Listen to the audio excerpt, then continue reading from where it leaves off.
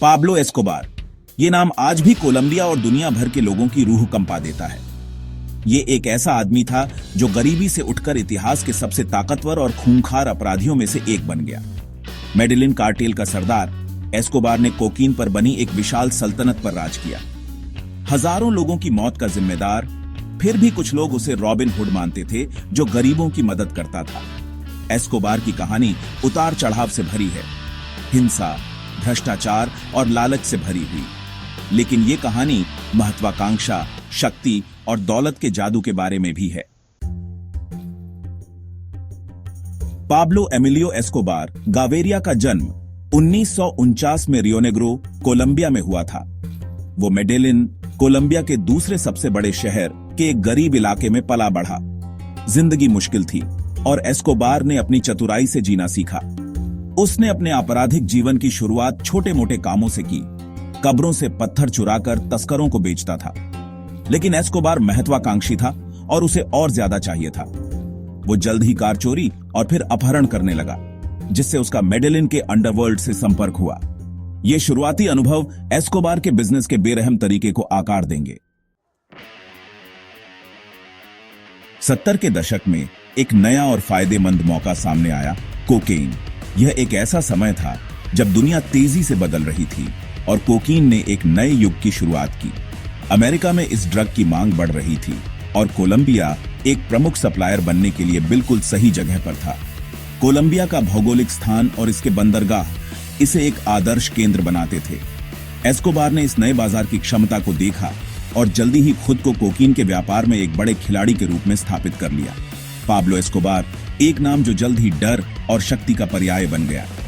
उसने अपनी क्रूरता और बुद्धिमत्ता का इस्तेमाल एक ऐसा तस्करी का जाल बिछाने के लिए किया जो अमेरिका में भारी मात्रा में कोकीन पहुंचाता था। उसकी योजनाएं इतनी जटिल और प्रभावी थीं कि वे कानून प्रवर्तन एजेंसियों को चकमा देने में सफल रहीं। पैसों की बारिश के साथ एस्कोबार की ताकत और प्रभाव बढ़ता गया। उसकी संपत्ति और विलासिता के किस्से हर जगह फैल गए।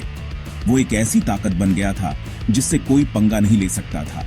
उसकी शक्ति इतनी बढ़ गई थी कि उसने कोलंबिया की राजनीति और समाज पर गहरा प्रभाव डाला। एस्कोबार का साम्राज्य एक ऐसी कहानी है जो आज भी लोगों के दिलों में बसी हुई है। एस्कोबार का कोकीन साम्राज्य, मेडेलिन कार्टेल, एक वैश्विक ऑपरेशन बन गया। यह ऑपरेशन इतना विशाल था कि यह दुनिया के हर कोने में फैल गया था और इसके प्रभाव से कोई भी अछूता नहीं रहा। मेडेलिन कार्टेल ने न केवल कोलंबिया में बल्कि अमेरिका और यूरोप में भी अपनी जड़ें जमा ली थीं।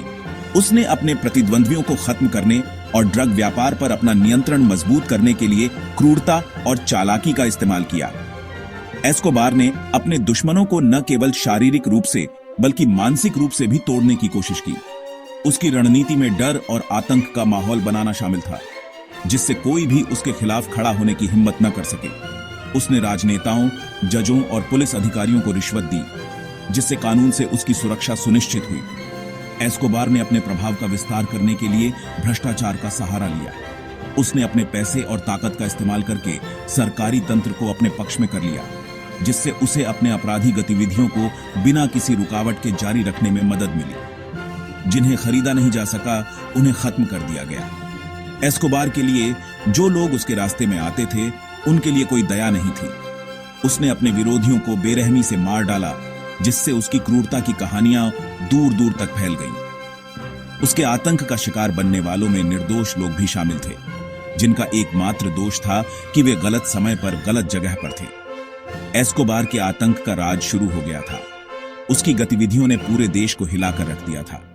कोलंबिया के शहरों में हिंसा और डर का माहौल था।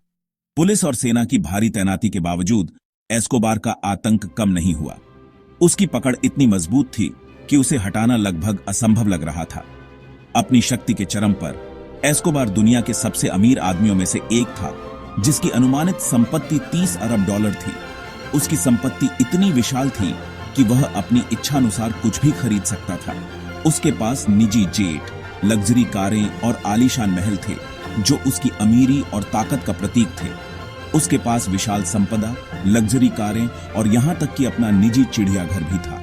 एस्कोबार ने अपनी संपत्ति का इस्तेमाल अपने शौक पूरे करने के लिए किया।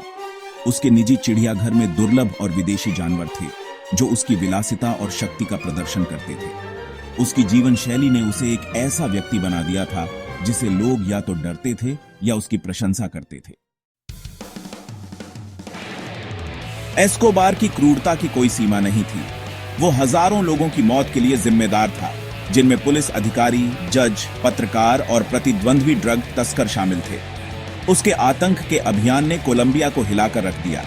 फिर भी एस्कोबार ने मेडेलिन में गरीबों के लिए घर और फुटबॉल के मैदान बनाकर एक रॉबिन हुड की छवि भी बनाई।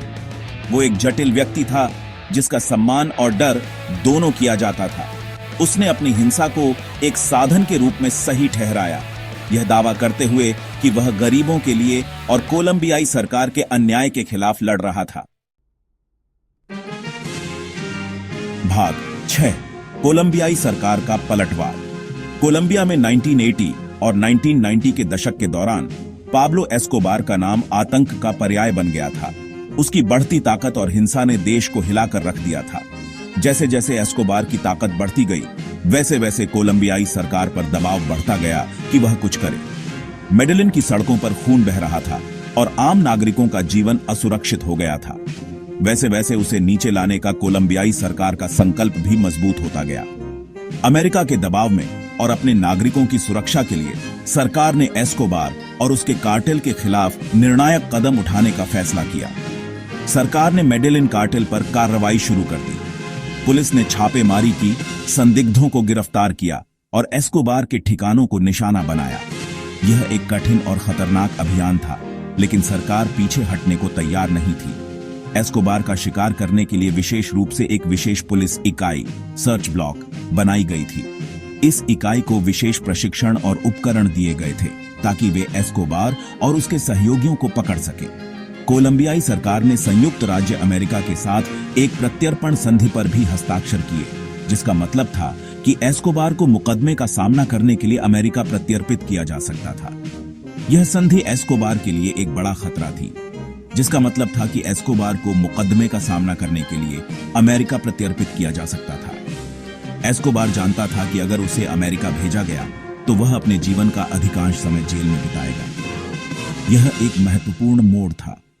कोलंबियाई सरकार ने यह स्पष्ट कर दिया था कि वे एस्कोबार को रोकने के लिए किसी भी हद तक जा सकते हैं। मेडेलिन की सड़कों पर अब एक नई उम्मीद की किरण दिखाई देने लगी थी। एस्कोबार जानता था कि अगर उसे अमेरिका प्रत्यर्पित किया गया तो वह अपना बचा हुआ जीवन जेल में बिताएगा। उसने अपने बचाव के लिए हर संभव प्रयास किया, लेकिन सरकार की ताकत के सामने उसकी चालें नाकाम हो रही थी, तो वह अपना बचा हुआ जीवन जेल में बिताएगा। कोलंबियाई सरकार का यह पलटवार एस्कोबार के साम्राज्य के अंत की शुरुआत थी। ये एक लंबी और कठिन लड़ाई थी, लेकिन सरकार ने यह साबित कर दिया कि वे अपने देश को सुरक्षित रखने के लिए किसी भी हद तक जा सकते हैं। भाग 7, दीवारें सिकुड़ती हैं। अधिकारियों के बढ़ते दबाव का सामना करते हुए एस्कोबार छिप गया। वह एक भूत बन गया। एक सुरक्षित घर से दूसरे सुरक्षित घर में जाता रहा, हमेशा कानून से एक कदम आगे। लेकिन दबाव अपना असर दिखा रहा था। उसका परिवार लगातार भाग रहा था, अपनी जान के डर में जी रहा था। एस्कोबार तेजी से अलग थलग और पागल होता जा रहा था। जाल बंद होता जा रहा था। भाग 8, एक सरगना की मौत। 2 दिसंबर 1993 को कोलंबियाई सुरक्षा बलों ने आखिरकार पाब्लो एस्कोबार को पकड़ लिया। उसे मेडेलिन के एक मध्यम वर्गीय पड़ोस में ट्रैक किया गया था। एक गोलीबारी हुई और छतों पर भागने की कोशिश करते समय एस्कोबार को गोली मार दी गई। उसकी मौत पर मिलीजुली प्रतिक्रिया हुई। कुछ ने उसके आतंक के राज के अंत का जश्न मनाया, जबकि अन्य ने उस आदमी के खोने का शोक मनाया जिसे वे एक नायक के रूप में देखते थे। कोकीन का राजा मर चुका था। भाग 9, एस्कोबार की विरासत। पाब्लो एस्कोबार की विरासत जटिल है। वह एक क्रूर अपराधी था जो अनगिनत मौतों और अनकही पीड़ा के लिए जिम्मेदार था। फिर भी वह अपने परिवेश की उपज भी था। एक ऐसा व्यक्ति जो गरीबी से उठकर दुनिया के सबसे शक्तिशाली व्यक्तियों में से एक बन गया। उसकी कहानी दुनिया भर के लोगों को मोहित और भयभीत करती रहती है, जो धन की मोहक शक्ति और नशीली दवाओं के व्यापार के विनाशकारी परिणामों की याद दिलाती है। मृत्यु में भी पाब्लो एस्कोबार विवाद और साजिश का प्रतीक बना हुआ है।